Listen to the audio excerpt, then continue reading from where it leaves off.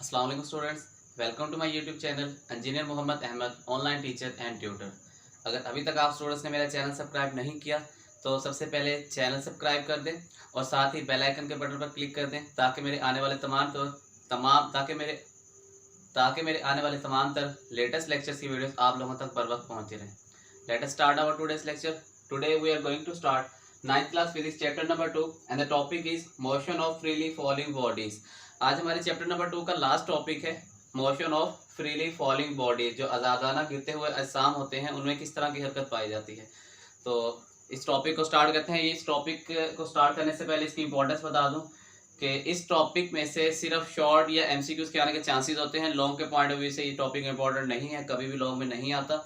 Just आपसे MCQs पूछे जा सकते हैं या फिर शॉर्ट क्वेश्चन में पूछा जा सकता है। तो वो साथ साथ मैं आपको बता दूंगा कि कौन सा शॉर्ट और कौन सा एमसीक्यूज है जो इम्पोर्टेंट है। तो सबसे पहले हम देखते हैं कि इसके बारे में है क्या motion of freely falling bodies.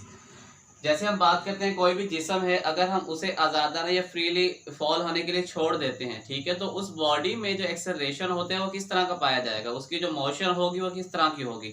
अभी तक जो हमने मोशन की टाइप्स पढ़ी हैं वो हमने लीनियर मोशन के बारे में बात की थी। उसके अंदर जो एक्सेलरेशन था या जो वेलोसिटी थी वो लीनियर थी, ठीक है, अंडर ग्रेविटी नहीं थी। अब ये जो हम डिस्कस करने वाले हैं ये तमाम वो केसेस होंगे जो under the force of gravity या under the attraction of gravity होंगे। किसी भी बॉडी को जब हम आज़ादाना छोड़ते हैं, फॉल करते हैं, तो उससे होता क्या है, उसके ऊपर एक ग्रेविटी की फोर्स अमल होना शुरू हो जाती है, ठीक है। तो ये जो हमने एक्सेलरेशन निकालना है, इसके बारे में जो हमने पढ़ना है, ये वो एक्सेलरेशन होगा जो ड्यू टू ग्रेविटी होगा। अभी तक जो लास्ट हमने टॉपिक्स पढ़े थे टाइप्स ऑफ मोशन, उसके अंदर जैसे हमने बात की थी कोई भी बॉडी था उसके अंदर हमने बात की थी, उसके अंदर लीनियर एक्सेलरेशन पाया जाता है, ठीक है, वो लीनियर मोशन में होता है या सर्कुलर मोशन में होता है, रैंडम मोशन होता है। उसकी हमने जस्ट इस तरह की टाइप्स पढ़ी थी, उसमें हमने कोई भी ग्रेविटी का कंसेप्ट नहीं पढ़ा था। तो ये जो टॉपिक है, जब भी जहाँ पर टर्म आएगी फ्रीली फॉलिंग बॉडीज, ठीक है, तो आपने फौरन से उस चीज़ को पिक करना है कि यहाँ पर अब जो हम केस डिस्कस करेंगे वो under the force of gravity होगा। अगर एक्सेलरेशन की बात करेंगे तो वो ग्रेविटेशनल एक्सेलरेशन होगा, अगर वेलोसिटी की बात करेंगे तो वो ग्रेविटेशनल वेलोसिटी होगी। और अगर दूसरे केसेस में बात की जाए जहाँ पे फ्रीली फॉलिंग बॉडीज का लफ्ज इस्तेमाल नहीं किया जाता, जस्ट आपको बताया जाता है कि कोई बॉडी है, either it is moving linear और इन अ सर्कुलर पाथ और इन अ रैंडम मोशन, तो उसके अंदर हम क्या बात कर रहे होते हैं, उसके अंदर जस्ट हम लीनियर मोशन की या लीनियर एक्सेलरेशन की बात कर रहे होते हैं। तो इसके बारे में देखते हैं कि सबसे पहले ये जो कंसेप्ट था फ्रीली फॉलिंग बॉडीज का, किस साइंटिस्ट ने दिया था, ठीक है। तो Galileo was the first scientist who gave idea about the motion of freely falling bodies। यही बात एमसीक्यूज में पूछी जाती है कि जो फ्रीली फॉलिंग बॉडीज हैं उसका कंसेप्ट सबसे पहले किसने दिया था, ठीक है। तो आपने साइंटिस्ट का नेम याद रखना है, Galileo was the first scientist जिसने सबसे पहले आइडिया दिया था कि कोई भी जो बॉडी होगी जब वो फ्रीली फॉल करेगी तो उसके अंदर एक्सेलरेशन किस टाइप का पाया जाएगा। अब हम देखते हैं कि कोई भी बॉडी है, अगर हम उसे फ्रीली फॉल करवाते हैं तो उससे होता क्या है, इसके अंदर है freely falling bodies have same acceleration independent of their masses. अब गैलीलियो ने कुछ तजर्बात किए, उसके लिए उसने पीसा का मीनार है, उसके ऊपर से उसने दो, हम एग्जांपल ले लें, कोई से दो ऑब्जेक्ट से, एक हैवी मास था और एक कह देते हैं लाइट मास था। इसको हम नाम दे देते हैं कि ये हमारे पास कोई हैवी मास है, इसको कैपिटल एम से शो कर देते हैं, और एक लाइट मास है, इसे हम स्मॉल एम से शो कर देते हैं। तो उसने वहां से जो दो डिफरेंट मासेस थे उनको फ्रीली फॉल करवाया। उसने इससे क्या नतीजा निकाला, जो दोनों बॉडीज हैं इन दोनों के मासेस तो डिफरेंट हैं लेकिन इन दोनों के अंदर जो एक्सेलरेशन पाया जाता है वो कांस्टेंट होता है, सेम पाया जाता है, और दोनों ही सेम एक्सेलरेशन के साथ मूव करते हुए जमीन तक पहुंचते हैं। तो यहाँ से एक नतीजा निकाला गया था कि जो हमारे पास फ्रीली फॉलिंग बॉडीज होती हैं उनका जो एक्सेलरेशन होता है वो हमेशा कांस्टेंट रहता है, सेम रहता है, उसकी वैल्यू चेंज नहीं होती और वो मास पर डिपेंड नहीं करती। अगर आपके पास कोई बॉडी है, लेट्स सपोज कि उसका मास हमारे पास जो फर्स्ट बॉडी है 50 केजी है और जो एक और हमारे पास बॉडी है उसका मास 5 केजी है। अब देखा जाए तो इनके अंदर काफ़ी डिफरेंस है मासेस के अंदर, लेकिन जब इन्हें हम फ्रीली मूव करवाएंगे तो इन दोनों का जो एक्सेलरेशन होगा वो कांस्टेंट होगा। तो यहाँ से एक चीज़ आपने याद रखनी है, ये भी एमसीक्यूज में पूछा जा सकता है, जो फ्रीली फॉलिंग बॉडीज होती हैं उनका एक्सेलरेशन क्या होता है, लीनियर होता है, कांस्टेंट होता है, रैंडम होता है, डिफरेंट होता है, क्या होता है। तो आपने वहाँ पे याद रखना है कि इसका जो एक्सेलरेशन होता है वो कांस्टेंट रहता है। और उसके बाद एक और चीज़ आपने याद रखनी है कि जो फ्रीली फॉलिंग बॉडीज होती हैं उनका जो एक्सेलरेशन होता है वो एक्सेलरेशन उसके मास पर डिपेंड नहीं करता। It is independent from the masses of objects. जितने भी ऑब्जेक्ट्स होंगे उनके मासेस अगर डिफरेंट भी ले लिए जाएं तो उनका जो एक्सेलरेशन होगा वो कांस्टेंट रहेगा, उसकी वैल्यू पे किसी किस्म का कोई फर्क नहीं पड़ेगा। अब इसी के बाद हम देख लेते हैं सबसे पहले कि ग्रेविटेशनल एक्सेलरेशन एक्चुअली है क्या। ठीक है, ये शॉर्ट में पूछा जाता है, डिफाइन ग्रेविटेशनल एक्सेलरेशन या व्हाट इज ग्रेविटेशनल एक्सेलरेशन। तो इसकी डेफिनेशन सिंपल सी है, acceleration of freely falling bodies is known as gravitational acceleration. जो हमारे पास फ्रीली फॉलिंग बॉडीज होती हैं उनके अंदर जो एक्सेलरेशन पाया जाता है उस एक्सेलरेशन का नाम क्या होगा, ग्रेविटेशनल एक्सेलरेशन। क्योंकि जब हम इसे किसी भी बॉडी को फ्रीली फॉल करवाते हैं तो अब वो ग्रेविटी के अंडर आना शुरू हो जाती है। जमीन जो है हमने पढ़ा हुआ कि हर चीज को, हर जिस्म को या हर ऑब्जेक्ट को अपनी तरफ अट्रैक्ट करती है। ठीक है, तो इसी वजह से जो ग्रेविटी इंक्लूड उसके अंदर इंक्लूड हो जाती है, वहीं से इसका नाम ग्रेविटेशनल एक्सेलरेशन बन जाता है। अब इसके बाद हम देखते हैं कि जो ग्रेविटेशनल एक्सेलरेशन होता है इसका सिंबल क्या होता है। लीनियर एक्सेलरेशन तो हम पढ़ चुके हैं एक्सेलरेशन का, जैसे हमने बताया था कि इसको सिंबल ए से शो किया जाता है और ये होता क्या है, change in velocity V F minus V I over T. हम ये चीज पढ़ चुके हैं यहाँ पर। अब अगर देखा जाए ये तो था लीनियर एक्सेलरेशन। ग्रेविटेशनल एक्सेलरेशन की अगर बात की जाए, क्योंकि दोनों टर्म्स डिफरेंट हैं, इन दोनों के जो केसेस हैं वो भी डिफरेंट हैं और काफी फर्क है। एक चीज अंडर द ग्रेविटी है और दूसरी लीनियर है। तो हमने जब इनको डिफरेंशिएट करना होगा तो हमें कैसे पता चलेगा कि जो इसके ये बॉडी है either it is a gravitational acceleration और it is a linear acceleration, कि हमें कैसे फर्क इनमें पता चलेगा। तो उसके लिए जो सिंबल होता है उसी से हम इसकी आइडेंटिफाई कर लेते हैं कि जो एक्सेलरेशन है ये लीनियर है या ग्रेविटेशनल है। तो जो ग्रेविटेशनल एक्सेलरेशन होता है उसको हम स्मॉल जी से शो करते हैं। अब यहाँ पर स्टूडेंट्स अक्सर मिस्टेक करते हैं, वो इसे कैपिटल जी से शो कर देते हैं, जबकि कैपिटल जी जो है वो हमारे पास एक कांस्टेंट है। आप चैप्टर नंबर 5 में जाकर इसके बारे में डिटेल से पढ़ेंगे। तो आपने यहाँ पर इस चीज का खास तौर पर ख्याल रखना है, जो ग्रेविटेशनल एक्सेलरेशन होता है हम उसे स्मॉल जी से शो करते होते हैं। अब उसके बाद अगर बात की जाए, हमने बात की थी कि जो भी फ्रीली फॉलिंग बॉडीज होंगी मास पर डिपेंड नहीं करती और इनकी वैल्यू क्या होती है, कांस्टेंट रहती है, सेम रहती है। तो क्या हमें कोई ऐसी वैल्यू बताई जा सकती है कि जो सब मासेस के अंदर सेम हो? तो इसका आंसर है यस। जो फ्रीली फॉलिंग बॉडीज होती हैं उनका जो एक्सेलरेशन होता है हम उसको लेते हैं अप्रोक्सीमेट 10 मीटर पर सेकंड स्क्वायर। इसकी वैल्यू वैसे होती है 9.8 मीटर पर सेकंड स्क्वायर, लेकिन हम इसे तकरीबन अप्रोक्सीमेट कह देते हैं कि ये अप्रोक्सीमेट हमारा 10 ही बनता है। तो हम इसे अप्रोक्सीमेट जो वैल्यू होती है हम इसी कितनी लेते हैं, 10 मीटर पर सेकंड स्क्वायर। अब एक और चीज इसमें आपने याद रखनी है, चाहे हमारे पास लीनियर एक्सेलरेशन हो चाहे हमारे पास ग्रेविटेशनल एक्सेलरेशन, जो यूनिट होता है वो हमेशा सेम रहता है। ठीक है, जो यूनिट होता है वो चेंज नहीं होता। तो जैसे हमने बात की थी यहाँ पर जो लीनियर एक्सेलरेशन था उसका हमने जो यूनिट निकाला था मीटर पर सेकंड स्क्वायर, इसका भी जो यूनिट होगा वो क्या होगा, मीटर पर सेकंड स्क्वायर ही होगा, यूनिट चेंज नहीं होगा। अब उसके बाद एक और चीज याद रखनी है आपने कि जो साइन कन्वेक्शन है इसका साइन अब क्या लेंगे। ठीक है, कोई बॉडी है, हमने बात कर ली, अगर फ्रीली फॉलिंग बॉडीज है, अगर वो जमीन की तरफ जा रही है तो तब जी की वैल्यू क्या होगी या उसका साइन क्या होगा। और इन केस अगर वो जमीन की मुखालिफ साइड पे जा रही है, it is moving upward, then जो इसका साइन होगा वो हम क्या लेंगे। तो for bodies falling down freely G is positive. ठीक है, अगर हमने कोई ऑब्जेक्ट है उसे फ्रीली फॉल करवाया है तो ये जमीन की तरफ जा रही है, हमें पता है कि जो जमीन की अट्रैक्शन होती है, जमीन भी हर चीज को अपनी ही तरफ खींच रही होती है। यहाँ पे अगर अर्थ की बात की जाए, ये जो अर्थ की फोर्स होगी ये भी इस चीज को अपनी तरफ खींच रही है और ये जो बॉडी है वो भी इसी तरफ आ रहा है। देखा जाए तो दोनों की डायरेक्शन क्या है, जमीन की तरफ ही है, अर्थ की तरफ भी है। जो हमारे पास मास है वो भी अर्थ की तरफ जा रहा है एक्सेलरेशन के जरिए से, और जो अर्थ है वो भी उसे अपनी तरफ ही पिक कर रही है, अट्रैक्ट कर रही है। तो इस केस में जो हम जी की वैल्यू लेते होते हैं हम वो लेते होते हैं पॉजिटिव। ठीक है, जी का जो साइन होगा वो पॉजिटिव होगा और इसकी जो वैल्यू होगी पॉजिटिव 10 मीटर पर सेकंड स्क्वायर ली जाती है। अब इन केस अगर हम दूसरा इसका केस बात करते हैं, दूसरे केस की बात करते हैं कि कोई बॉडी है मूविंग अपवर्ड। ठीक है, अगर अब जो बॉडी है वो जमीन की तरफ नहीं जा रही बल्कि अपवर्ड मूव कर रही है, फॉर एग्जाम्पल ये हमारे पास अर्थ है और जो हमारे पास अब बॉडी है वो ऊपर की तरफ मूव कर रही है। तो इस केस में देखा जाए जमीन जो है इसे अपनी तरफ अट्रैक्ट कर रही है। ठीक है, अर्थ अपनी तरफ अट्रैक्ट कर रही है लेकिन बॉडी अपोजिट डायरेक्शन में जा रही है। तो ये जो अब साइन हम लेंगे इस अपोजिट फोर्स की वजह से इसे हम नेगेटिव लेते हैं। जो साइन होगा ग्रेविटेशनल एक्सेलरेशन का माइनस जी लिया जाएगा और इसकी वैल्यू अगर हम बात करें तो इसकी वैल्यू होगी माइनस 10 मीटर पर सेकंड स्क्वायर। इसी तरीके से उर्दू मीडियम वाले स्टूडेंट्स देख लेंगे अब कि सबसे पहले जो आज़ादाना गिरते हुए अजसाम की हरकत का मुताला किसने किया था, इसका कंसेप्ट सबसे पहले किसने दिया था, तो गलीलियो वो पहला साइंसदान था जिसने आज़ादाना गिरते हुए अजसाम के बारे में डिस्कस किया था। अब उसके बाद हम देखते हैं कि इसके बारे में क्या नतीजा निकाला गया था और क्या इसके बारे में बताया गया था। तमाम आज़ादाना गिरते हुए अजसाम का एक्सेलरेशन यकसा होता है और मास पर मुनहसिर नहीं होता। जितनी भी हमारे पास बॉडीज होती हैं उनका जो एक्सेलरेशन होता है वो मास पर डिपेंड नहीं करता। अगर कोई बॉडी हमारे पास है जिसका मास ज़्यादा है और एक ऐसा जिस्म है जिसका मास कम है, दोनों के केस में जो एक्सेलरेशन होगा वो हमारा सेम ही रहेगा। उसके बाद देखते हैं ग्रेविटेशनल एक्सेलरेशन है क्या। तमाम आज़ादाना गिरते हुए अजसाम का जो एक्सेलरेशन होता है उसे क्या कहते हैं, ग्रेविटेशनल एक्सेलरेशन। कोई भी बॉडी है जो आज़ादाना गिर रही है, ज़मीन की तरफ जा रही है, तो उसका जो एक्सेलरेशन होगा ग्रेविटेशन की वजह से, क्योंकि उसके ऊपर ग्रेविटेशन की फोर्स लगना शुरू हो जाती है, तो इसी वजह से जो एक्सेलरेशन होगा उसका नाम क्या होगा, ग्रेविटेशनल एक्सेलरेशन होगा।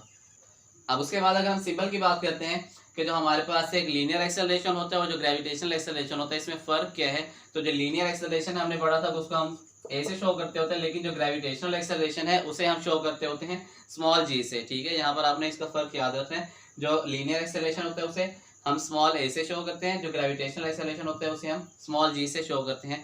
उसके बाद नेक्स्ट अब है कि इसकी वैल्यू कितनी होती है, इसकी कीमत कितनी होती है। जो ग्रेविटेशनल एक्सेलरेशन होता है उसकी जो अप्रोक्सीमेट वैल्यू ली जाती है ये तकरीबन 10 मीटर पर सेकंड ली जाती है। उसके बाद हम देखते हैं इसकी अलामत के बारे में कि कब इसकी अलामत पॉजिटिव होगी, जी हमारा पॉजिटिव होगा, और कब नेगेटिव होगा। आज़ादाना गिरते हुए अजसाम के लिए जी हमेशा पॉजिटिव होता है। कोई भी चीज़ है, कोई भी जिस्म है, जब हम उसे आज़ादाना छोड़ रहे हैं तो वो ज़मीन की तरफ जाएगा, तो ज़मीन की तरफ जाते हुए जो उसका एक्सेलरेशन होगा वो हमेशा क्या लिया जाएगा, पॉजिटिव लिया जाएगा। उसकी रीज़न मैं बता चुका हूँ, क्योंकि जो हमारे पास अर्थ है, जो ज़मीन है, वो इस बॉडी को अपनी तरफ अट्रैक्ट कर रही होती है और बॉडी खुद भी किस तरफ जा रही है, इसी की तरफ जा रही है। तो इस केस में दोनों की जो डायरेक्शन है सेम है, इसी वजह से जो जी होते हैं हम उसे क्या लेते होते हैं, पॉजिटिव लेते हैं। अगर कोई ऐसा केस आ जाता है कि अगर जो बॉडी है ऊपर की तरफ हरकत करती है तो उस केस में हमारा जी होता है नेगेटिव। उसकी रीजन क्या है, ये हमारे पास अगर अर्थ है, अब बॉडी जो है अपोजिट डायरेक्शन में मूव कर रही है, जमीन इसे अपनी तरफ अट्रैक्ट कर रही है, लेकिन ये जो जिस्म है ये ऊपर की तरफ मूव करना शुरू हो गया। अब देखा जाए तो दोनों की डायरेक्शन अपोजिट हो गई है, मुखालिफ सिंह में मूव कर रहे हैं। तो इस केस में जो हम इसका सिंबल लेंगे जी का होगा नेगेटिव जी, और इसकी वैल्यू भी क्या होगी, -10 मीटर पर सेकेंड स्क्वायर। अब इसके बाद हम एक और चीज़ डिस्कस करते हैं। जैसे हमने इक्वेशंस ऑफ मोशन डिस्कस की थी, जो हमारे पास हरकत की मसावात थी, पहली भी पढ़ी थी, दूसरी भी और तीसरी भी, उनके अंदर भी एक्सेलरेशन का कंसेप्ट था, हमने फार्मूलाज उसके जो निकाले थे। तो अब हम ये देखते हैं, अगर हम उन्हीं बॉडीज़ को डिस्कस करते हैं in case of free falling, तो उनके ऊपर क्या फ़र्क पड़ेगा। क्या अभी भी वो इक्वेशंस हम उसी तरीके से लेंगे या उनके अंदर कोई चीज़ हम चेंज करेंगे। जैसे हमने बात की है, अगर लीनियर एक्सेलरेशन होता है तो ए होता है, ग्रेविटेशनल एक्सेलरेशन होता है तो जी होता है। तो अब इनके अंदर क्या चेंजेस आएगा वो देख लेते हैं।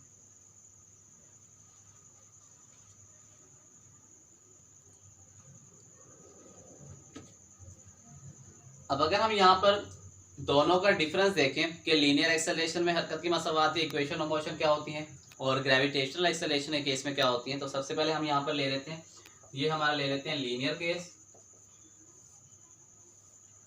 आप कह लें यहाँ पे जो है एक्सेलरेशन है लीनियर एक्सेलरेशन है, और यहाँ पे हम बात कर लेते हैं ग्रेविटेशनल एक्सेलरेशन की।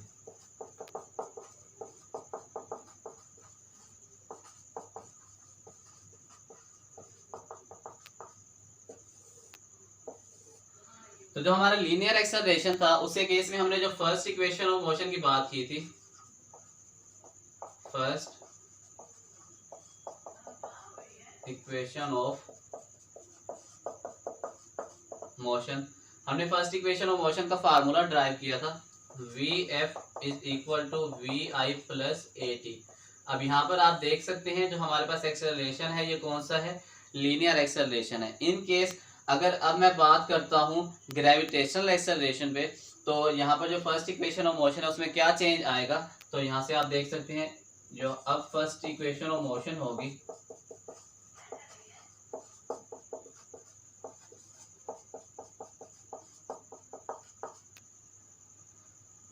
Vf is equal to Vi plus GT। अब यहाँ पर जो फर्क आएगा, जो हमारा एक्सेलरेशन है उसे हमने रिप्लेस कर देना है स्मॉल जी से, क्योंकि अब हम बात कर रहे हैं ग्रेविटेशनल एक्सेलरेशन की। तो इस तरीके से जो फर्स्ट इक्वेशन ऑफ मोशन है उसके अंदर क्या चेंज आएगा, जब भी आप न्यूमेरिकल सोल्व कर रहे होंगे तो आपने इस चीज़ का खास तौर पर ख्याल रखना होता है कि जो इसकी स्टेटमेंट है उसके अंदर हमें क्या बताया हुआ है, ठीक है, हमें बताया हुआ है कि जो जिस्म है फ्रीली फॉलिंग बॉडी इसके अंडर आ रहा है, आज़ादाना गिर रहा है, तो उस केस में जहां भी लफ्ज आ जाएगा फ्रीली फॉलिंग का या आज़ादाना गिरता हुआ जिस्म, तो वहां पर आपने याद रख लेना है कि अब जो हमने इक्वेशन यूज करनी है उसके अंदर हमने एक ही जगह क्या यूज करना है, यहाँ पर स्मॉल जी यूज करना है, ग्रेविटेशनल एक्सेलरेशन यूज करना है। इसी तरीके से जो सेकंड इक्वेशन ऑफ मोशन की बात की जाए,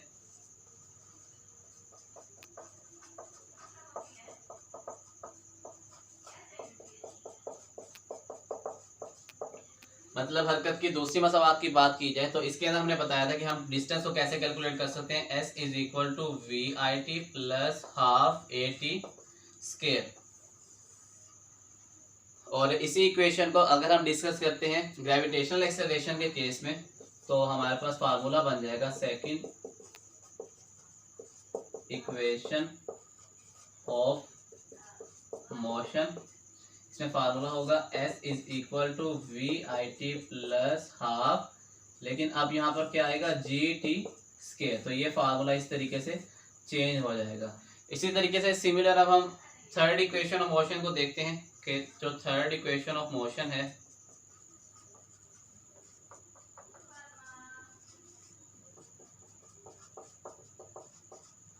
उसका जो हमने फार्मूला निकाला था 2as is equal to V F square minus V I square. अब इसके अंदर भी क्या चेंज आएगा, ग्रेविटी के केस में एक ही जगह हमने रिप्लेस कर देना है स्मॉल जी, तो अगर हम यहाँ पर लिखते हैं थर्ड इक्वेशन ऑफ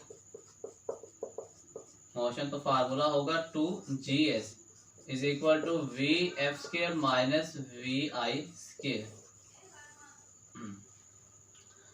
अच्छा, अब यहाँ पर क्वेश्चन एक आता है स्टूडेंट्स का अक्सर कि सर जैसे आपने डिस्कस किया है जो एक्सेलरेशन है, अगर कोई बॉडी है वो under the action of gravity move कर रही है, मतलब ज़मीन की तरफ मूव कर रही है, तो आपने कहा था कि जो जी है हमने उसे क्या लेना है, पॉजिटिव लेना है। और अगर जो बॉडी है वो ज़मीन की मुखालिफ सिमत में जा रही है, अपोजिट टू द अर्थ होगी, तो उस केस में हमने इसे नेगेटिव लेना है। तो क्या हम ये जो फार्मूला है इसके अंदर उसे कैसे चेंज करेंगे, तो वो जो वैल्यू होगी जी की वो आपने खुद याद रखनी है कि अगर वो जिस्म है वो नीचे की तरफ आ रहे ज़मीन की तरफ, देन उस केस में जब आप यहाँ पर वैल्यू पुट करेंगे जी की, तो आप इसकी जो वैल्यू होगी वो लेंगे 10 प्लस 10 लेंगे।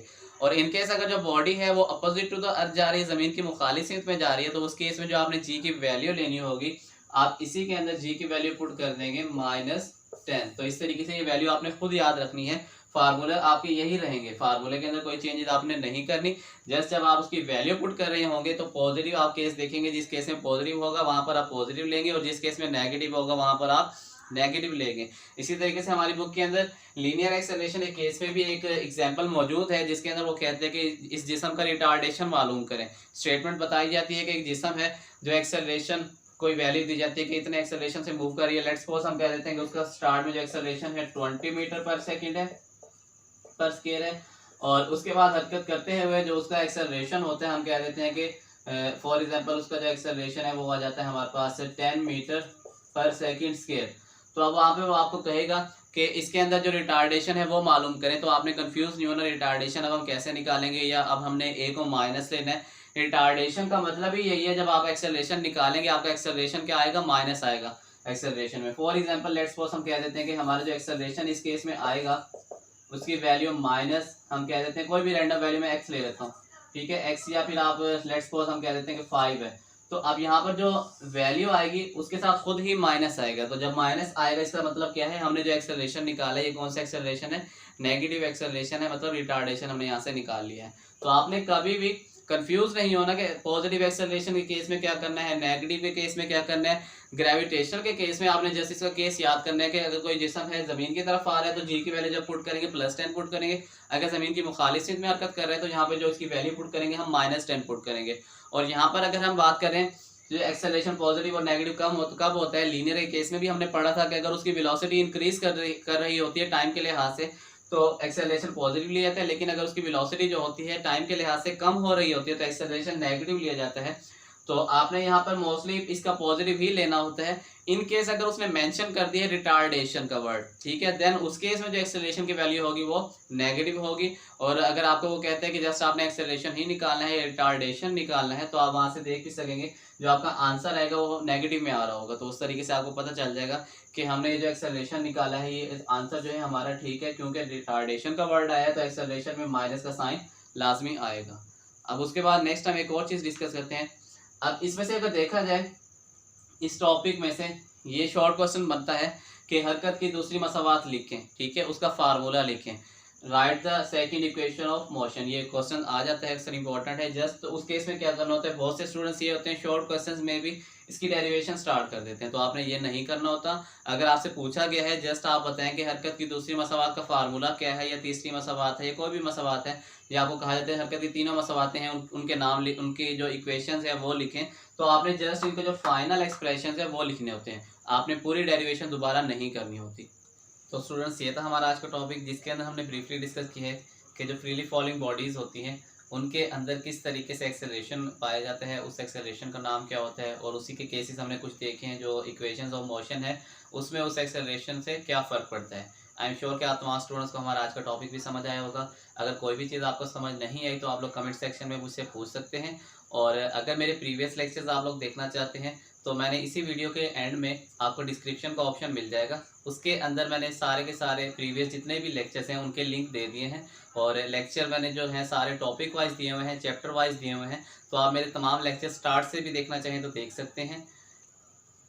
अगर मेरे वीडियो लेक्चर्स आपको पसंद आए हैं तो वीडियो के नीचे आपको सब्सक्राइब का ऑप्शन मिल जाएगा, तो लास्ट में मेरे जो चैनल है उसे सब्सक्राइब कर दें ताकि मेरे तमाम तर लेटेस्ट लेक्चर्स की वीडियोस आप लोगों तक पहुंचती रहें। See you in next lecture, take care, अल्लाह हाफिज़।